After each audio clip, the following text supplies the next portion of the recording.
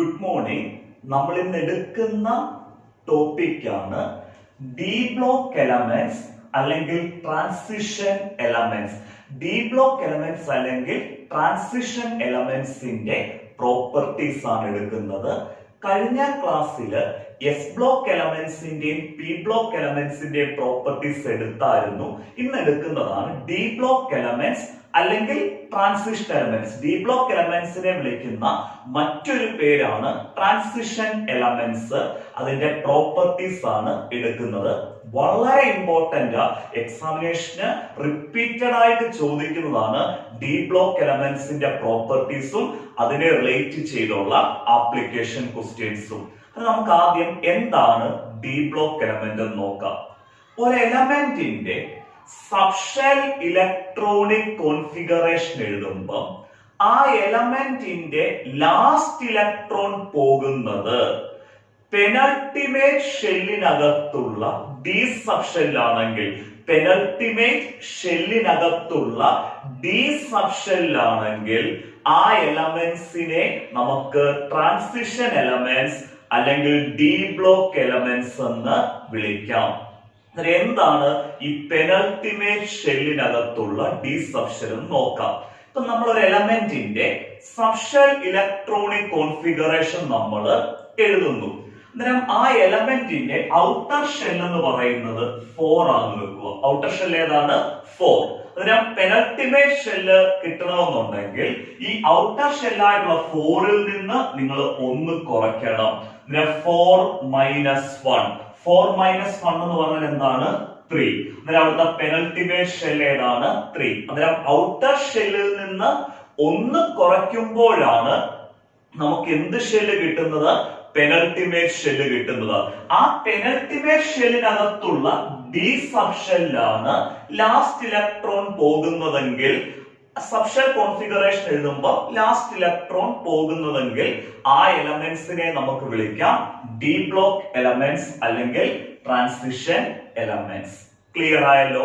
നമ്മുടെ periodic ടേബിളില് group 3 തൊട്ട് group 12 വരെയുള്ള എലമെന്റ്സ്, ഗ്രൂപ്പ് 3 തൊട്ട് ഗ്രൂപ്പ് 12 വരെയുള്ള എലമെന്റ്സിനെയാണ് നമ്മൾ ഡി ബ്ലോക്ക് എലമെന്റ്സ് അല്ലെങ്കിൽ ട്രാൻസിഷൻ എലമെന്റ്സ് എന്ന് വിളിക്കുന്നത്. ഡി ബ്ലോക്ക് എലമെന്റ്സിന് ഇൻട്രൊഡക്ഷൻ ക്ലിയർ ആയല്ലോ. ഇനി നമുക്ക് ഡി ബ്ലോക്ക് എലമെന്റ്സിന്റെ പ്രോപ്പർട്ടീസ് നോക്കാം. ഡി ബ്ലോക്ക് എലമെന്റ്സിന് പ്രോപ്പർട്ടി പറയുമ്പോൾ നമ്മൾ ആദ്യം പറയേണ്ടത് all D block elements are metals. എല്ലാ D block elementsഉം എന്താണ്? metals ആ. അങ്ങനെ ഫസ്റ്റ് പ്രോപ്പർട്ടി എഴുതുന്നത് all D block elements are metals. D block elementsനകത്ത് metals മാത്രമേ ഉള്ളൂ. ക്ലിയർ ആയി? രണ്ടാമത്തെ പ്രോപ്പർട്ടി എന്ന് പറയുന്നത് D block elements show variable oxidation state. D block element variable oxidation state കാണിക്കുന്നു എന്ന് പറഞ്ഞാൽ ഒരു ഡി ബ്ലോക്ക് എലമെന്റ് തന്നെ ഒന്നിൽ കൂടുതൽ എന്ത് സ്റ്റേറ്റ് കാണിക്കും? ഓക്സിഡേഷൻ സ്റ്റേറ്റ് കാണിക്കും. ഒന്നിൽ കൂടുതൽ ഓക്സിഡേഷൻ സ്റ്റേറ്റ് കാണിക്കുന്നതിനെയാണ് നമ്മൾ വേരിയബിൾ ഓക്സിഡേഷൻ സ്റ്റേറ്റ് കാണിക്കുക എന്ന് പറയുന്നത്. D block element show variable oxidation state. Variable oxidation state എന്ന് പറഞ്ഞാൽ ഒന്നിൽ കൂടുതൽ എന്ത് കാണിക്കുന്നു? ഓക്സിഡേഷൻ സ്റ്റേറ്റ് കാണിക്കുന്നു. നിങ്ങൾക്ക് അത് ക്ലിയർ ആയിട്ട് മനസ്സിലായിട്ടില്ല. അതിന്റെ കാരണം ഓക്സിഡേഷൻ സ്റ്റേറ്റ് എന്താണെന്നുള്ള കാര്യം അറിയത്തില്ല. അതിപ്പം പറഞ്ഞു തരാം. എന്താണ് ഓക്സിഡേഷൻ സ്റ്റേറ്റ് എന്ന് സിമ്പിൾ ആയിട്ട് പറഞ്ഞു തരാവേ. ഒരു എലമെന്റ് കോമ്പൗണ്ട് ഫോം ചെയ്യുന്ന സമയത്ത് നമുക്കറിയാം എലമെന്റ്സ് കമ്പൈൻ ചെയ്താണ് കോമ്പൗണ്ട് ഫോം ചെയ്യുന്നത്. എലമെന്റ് കോമ്പൗണ്ട് ഫോം ചെയ്യുന്ന സമയത്ത് ആ എലമെന്റ് എത്ര ഇലക്ട്രോൺസിനെ ലോസ് ചെയ്തു, അതായത് എത്ര ഇലക്ട്രോൺസിനെ വിട്ടുകൊടുത്തു, അതല്ലെങ്കിൽ ആ എലമെന്റ് എത്ര ഇലക്ട്രോണിനെ ഗെയിൻ ചെയ്തു, എത്ര ഇലക്ട്രോണിനെ നേടി. അന്നേരം ഒരു കോമ്പൗണ്ട് ഫോം ചെയ്യുന്ന സമയത്ത് ഒരു എലമെന്റ് വിട്ടുകൊടുക്കുന്ന ഇലക്ട്രോണിന്റെ എണ്ണം അല്ലെങ്കിൽ നേടുന്ന ഇലക്ട്രോണിന്റെ എണ്ണമാണ് ആര് ഇൻഡിക്കേറ്റ് ചെയ്യുന്നത്? ഓക്സിഡേഷൻ സ്റ്റേറ്റ് ഇൻഡിക്കേറ്റ് ചെയ്യുന്നത് അല്ലെങ്കിൽ ഓക്സിഡേഷൻ സ്റ്റേറ്റ് റെപ്രസെന്റ് ചെയ്യുന്നത്. ഒരു എലമെന്റ് ഇലക്ട്രോണിനെ ലോസ് ചെയ്യുവാണെങ്കിൽ ഓക്സിഡേഷൻ സ്റ്റേറ്റ് പോസിറ്റീവ് ആയിരിക്കും. ഒരു എലമെന്റ് ഇലക്ട്രോണിനെ ലോസ് ചെയ്യുവാണെങ്കിൽ ആ എലമെന്റിന്റെ ഓക്സിഡേഷൻ സ്റ്റേറ്റ് പോസിറ്റീവ് ആയിരിക്കും. എലമെന്റ് ഇലക്ട്രോണിനെ ഗെയിൻ ചെയ്യുവാണെങ്കിൽ ആ എലമെന്റിന്റെ ഓക്സിഡേഷൻ സ്റ്റേറ്റ് നെഗറ്റീവ് ആയിരിക്കും. ലോസ് ചെയ്യുമ്പോൾ ഓക്സിഡേഷൻ സ്റ്റേറ്റ് പോസിറ്റീവും ഇലക്ട്രോണിനെ നേടുമ്പോൾ ഓക്സിഡേഷൻ സ്റ്റേറ്റ് എന്താണ് നെഗറ്റീവ്. ഇലക്ട്രോണിനെ ലോസ് ചെയ്യുമ്പോഴാണ് പോസിറ്റീവ് ഓക്സിഡേഷൻ സ്റ്റേറ്റ്, ഇലക്ട്രോണിനെ ഗെയിൻ ചെയ്യുമ്പോൾ negative oxidation state. D block elements അല്ലെങ്കിൽ transition elements variable oxidation state കാണിക്കുന്നു, ഒന്നിൽ കൂടുതൽ ഓക്സിഡേഷൻ സ്റ്റേറ്റ് കാണിക്കുന്നു. ക്ലിയർ ആയല്ലോ? അതൊരു എക്സാമ്പിൾ എടുക്കുമ്പോൾ ക്ലിയർ ആവും. നമ്മളൊരു ട്രാൻസിഷൻ എലമെന്റ് എടുത്തു, അല്ലെങ്കിൽ ഒരു ഡി ബ്ലോക്ക് എലമെന്റ് എടുത്തു. നമ്മൾ എടുത്ത ഡി ബ്ലോക്ക് എലമെന്റ് ആണ് അയൺ. അയണിന്റെ സിമ്പൽ ആണ് ക്യാപിറ്റൽ എഫും സ്മോൾ ഇയും. അയണ് +2 ഓക്സിഡേഷൻ സ്റ്റേറ്റും കാണിക്കും, +3 ഓക്സിഡേഷൻ സ്റ്റേറ്റും കാണിക്കും. അതായത് അയണ് ഒന്നിൽ കൂടുതൽ ഓക്സിഡേഷൻ സ്റ്റേറ്റ് കാണിക്കുന്നുണ്ട്. ചില കോമ്പൗണ്ടുകളിൽ അയണ് +2 ഓക്സിഡേഷൻ സ്റ്റേറ്റ് കാണിക്കുന്നു, ചില കോമ്പൗണ്ടില് അയണ് +3 ഓക്സിഡേഷൻ സ്റ്റേറ്റ് കാണിക്കുന്നു. ഒരു ട്രാൻസിഷൻ എലമെന്റ് ആയിട്ടുള്ള അയണ് ഒന്നിൽ കൂടുതൽ ഓക്സിഡേഷൻ സ്റ്റേറ്റ് കാണിച്ചു, +2 സ്റ്റേറ്റും പിന്നെന്താണ് +3 സ്റ്റേറ്റും. ക്ലിയർ ആയി? എന്താണ് ഈ +2 സ്റ്റേറ്റ് എന്ന് പറഞ്ഞാല്? എന്നുവെച്ചാൽ അയണ് ഒരു കോമ്പൗണ്ട് ഫോം ചെയ്യുന്ന സമയത്ത് 2 ഇലക്ട്രോണിനെ വിട്ടുകൊടുക്കുന്നു. അങ്ങനെ 2 ഇലക്ട്രോണിനെ വിട്ടുകൊടുക്കുന്നത് കൊണ്ടാണ് അയണ് ഏത് സ്റ്റേറ്റ് കാണിക്കുന്നത്? +2 സ്റ്റേറ്റ്. അവിടെ എത്ര ഇലക്ട്രോണിനെ വിട്ടുകൊടുത്ത? 2. അന്നേരം ഓക്സിഡേഷൻ സ്റ്റേറ്റ് 2 എന്ന് കൊടുത്തു. ചാർജ് ഇലക്ട്രോണിനെ വിട്ടുകൊടുക്കുന്നതുകൊണ്ടാണ് നമ്മൾ ചാർജ് എന്ത് കൊടുത്തിരിക്കുന്നത്?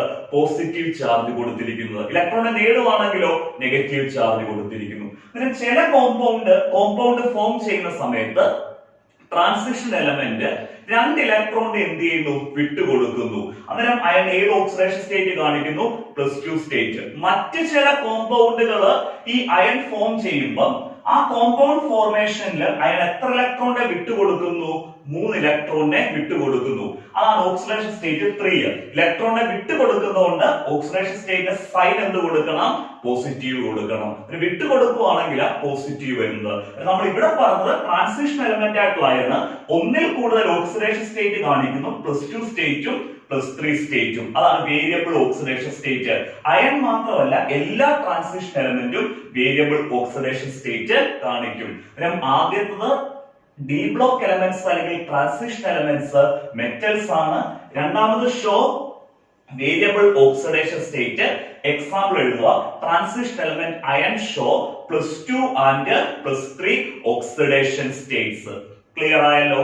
ഇനി മൂന്നാമത്തെ പ്രോപ്പർട്ടിയാണ് transition elements coloured compounds form ചെയ്യും. ട്രാൻസിഷൻ എലമെന്റ്സ് എന്ത് കോമ്പൗണ്ട് ഫോം ചെയ്യുന്നു? കളേർഡ് കോമ്പൗണ്ട്സ് ഫോം ചെയ്യുന്നു. Transition element forms coloured compounds. Transition elements എന്ത് കോമ്പൗണ്ട് ഫോം ചെയ്യുന്നു? കളേർഡ് കോമ്പൗണ്ട്സ് ഫോം ചെയ്യുന്നു. ക്ലിയർ ആയല്ലോ? അതിനിപ്പോ എക്സാമ്പിള് നമ്മള് കോപ്പറിന്റെ ഒരു കോമ്പൗണ്ടും എടുത്തു, അയണിന്റെ ഒരു കോമ്പൗണ്ടും എടുത്തു. CuSO4 copper sulphate. ഈ കോപ്പർ സൾഫേറ്റിന്റെ കളർ ബ്ലൂ കളർ. കോപ്പർ സൾഫേറ്റിന്റെ കളർ എന്താണ്? Blue colour. കോപ്പർ ഒരു ഡി ബ്ലോക്ക് എലമെന്റ് അല്ലെങ്കിൽ ട്രാൻസിഷൻ എലമെന്റ് ആണ്. ആ കോപ്പറിന്റെ സൾഫേറ്റ് ആയിട്ടുള്ള കോപ്പർ സൾഫേറ്റ് എന്ത് കളറുള്ള കോമ്പൗണ്ട് ആണ്? ബ്ലൂ കളറുള്ള കോമ്പൗണ്ട് ആണ്. അങ്ങനെ നമ്മൾ ഇത് പറഞ്ഞത് ക്ലിയർ ആയല്ലോ? ട്രാൻസിഷൻ എലമെന്റ്സ് എന്ത് കോമ്പൗണ്ട് ഫോം ചെയ്യുന്നു? കളേർഡ് കോമ്പൗണ്ട് ഫോം ചെയ്യുന്നു. FeSO4 അയണിന്റെ സൾഫേറ്റ് FeSO4. ഈ അയൺ സൾഫേറ്റ് എന്ത് കളർ കോമ്പൗണ്ടാ ഫോം ചെയ്യുന്നത്? ഗ്രീൻ കളറുള്ള കോമ്പൗണ്ടാ ഫോം ചെയ്യുന്നത്.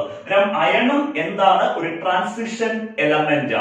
ആ ട്രാൻസിഷൻ എലമെന്റ് ആയിട്ടുള്ള അയണ് എന്ത് കളറുള്ള കോമ്പൗണ്ട് ഫോം ചെയ്തു? ഗ്രീൻ കളറുള്ള കോമ്പൗണ്ട് ഫോം ചെയ്യുന്നു. ട്രാൻസിഷൻ എലമെന്റ്സ് എന്ത് കോമ്പൗണ്ടാ ഫോം ചെയ്യുന്നത്? കളേർഡ് കോമ്പൗണ്ട്സ് ആ ഫോം ചെയ്യുന്നത്. അത്രയും ക്ലിയർ ആയല്ലോ? മെറ്റൽസ് ആണ് transition elements. Variable oxidation state കാണിക്കുന്നു. അത് നമ്മൾ ഒരു എക്സാമ്പിൾ പറഞ്ഞു. ട്രാൻസിഷൻ എലമെന്റ് ആയിട്ടുള്ള അയണ് +2 സ്റ്റേറ്റും കാണിക്കുന്നു, +3 സ്റ്റേറ്റും കാണിക്കുന്നു. ട്രാൻസിഷൻ എലമെന്റ്സ് എന്ത് കോമ്പൗണ്ട് ഫോം ചെയ്യുന്നു? കളേർഡ് കോമ്പൗണ്ട് ഫോം ചെയ്യുന്നു. കോപ്പർ സൾഫേറ്റ് ബ്ലൂ കളറും അയൺ സൾഫേറ്റ് എക്സാമ്പിൾ നമ്മൾ കൊടുത്തു ഗ്രീൻ കളറും. വേണ്ട ഈ FeSO4നെ നിങ്ങൾക്ക് ഒരു കൺഫ്യൂഷൻ ഉണ്ടാകാതിരിക്കാനാണ് പറയുന്നത്. FeSO4നെ നമ്മൾ വിളിക്കുന്ന പേരാണ് ഫെറസ് സൾഫേറ്റ്. എന്താണ്, ഞാൻ നോട്ടിൽ ഫെറസ് സൾഫേറ്റ് എന്ന് കൊടുത്തിട്ടുണ്ട്, അത് കൺഫ്യൂഷൻ ഒന്നും വേണ്ട, അത് എന്താന്ന് പറഞ്ഞുതരാം. FeSO4 ferrous sulphate. ഫെറസ് സൾഫേറ്റിന്റെ കളറാണ് ഗ്രീൻ കളർ. എന്താണ് ഇതിനെ ഫെറസ് സൾഫേറ്റ് എന്ന് വിളിക്കുന്നത് നോക്കാം. ട്രാൻസിഷൻ എലമെന്റ് 2+ ഓക്സിഡേഷൻ സ്റ്റേറ്റ് കാണിക്കുമ്പോൾ നമ്മൾ ട്രാൻസിഷൻ എലമെന്റിനെ നമ്മൾ Fe2+ എന്നാണ് എഴുതുന്നത്. എന്താണ് Fe2+? ഈ Fe2+ ആണ് ഫെറസ്. എന്താണ് ferrous. Transition element +3 oxidation state കാണിക്കുമ്പോൾ നമ്മൾ അതിനെ Fe3+ എന്നാണ് എഴുതുന്നത്. Fe3+ ferric. Fe2+ ആണ് ഫെറസും Fe3+ ആണ് ഫെറിക്കും. FeSO4 എന്ന് പറയുന്ന കോമ്പൗണ്ട് ഫോം ചെയ്യുന്ന സമയത്ത് അയൺ കാണിക്കുന്ന ഓക്സിഡേഷൻ സ്റ്റേറ്റ് +2 ആ. എന്ന് പറഞ്ഞാൽ അയൺ ഏത് ഓക്സിഡേഷൻ സ്റ്റേറ്റ് ആയിരിക്കുന്നത്? 2+ സ്റ്റേജില്, അതായത് ഫെറസ് സ്റ്റേറ്റിലായിരിക്കുന്നത്. അതുകൊണ്ടാണ് FeSO4നെ നമ്മൾ എന്ത് സൾഫേറ്റ് എന്ന് വിളിക്കുന്നത്? Ferrous sulphate. അയൺ 2+ സ്റ്റേറ്റിലായതുകൊണ്ട് ഫെറസ് സൾഫേറ്റിന്റെ കളർ എന്താണ്? Green colour. പിന്നെ 3 പ്രോപ്പർട്ടി ക്ലിയർ ആയി. Metals variable oxidation state, they form coloured compound. ഇനി നമുക്ക് ട്രാൻസിഷൻ എലമെന്റിന് ഒരു പ്രോപ്പർട്ടിയും കൂടെ ഉണ്ട്, നാലാമത്തത്. അതായത് ട്രാൻസിഷൻ എലമെന്റ്സ് കാറ്റലിസ്റ്റ് ആയിട്ട് ആക്ട് ചെയ്യുന്നു. ട്രാൻസിഷൻ എലമെന്റ്സ് എന്തായിട്ട് ആക്ട് ചെയ്യുന്നു? കാറ്റലിസ്റ്റ് ആയിട്ട് ആക്ട് ചെയ്യുന്നു. അതല്ലെങ്കിൽ നമ്മൾ എഴുതാം ട്രാൻസിഷൻ എലമെന്റ്സും അതിന്റെ കോമ്പൗണ്ട്സും നമ്മൾ എന്തായിട്ട് ഉപയോഗിക്കുന്നു? കാറ്റലിസ്റ്റ് ആയിട്ട് ഉപയോഗിക്കുന്നു. Transition elements and their compounds. Transition എലമെന്റ്സും ട്രാൻസിഷൻ എലമെന്റ് ഫോം ചെയ്യുന്ന കോമ്പൗണ്ട്സും നമ്മൾ എന്തായിട്ട് ഉപയോഗിക്കുന്നു? കാറ്റലിസ്റ്റ് ആയിട്ട് ഉപയോഗിക്കുന്നു. നമുക്കറിയാം എന്താണ് കാറ്റലിസ്റ്റ്. ഒരു കെമിക്കൽ റിയാക്ഷന്റെ സ്പീഡ് കൂട്ടാൻ ഉപയോഗിക്കുന്ന സബ്സ്റ്റൻസ്. ഒരു കെമിക്കൽ റിയാക്ഷന്റെ സ്പീഡ് കൂട്ടാൻ ഉപയോഗിക്കുന്ന സബ്സ്റ്റൻസിനെയാണ് നമ്മൾ എന്തെന്ന് പറയുന്നത്? കാറ്റലിസ്റ്റ് എന്ന് പറയുന്നത്. ട്രാൻസിഷൻ എലമെന്റും അതിന്റെ കോമ്പൗണ്ട്സും എന്തായിട്ട് ഉപയോഗിക്കുന്നു? കാറ്റലിസ്റ്റ് ആയിട്ട് ഉപയോഗിക്കുന്നു. അത് നമുക്കിപ്പോ ഒരു എക്സാമ്പിൾ പറയാം.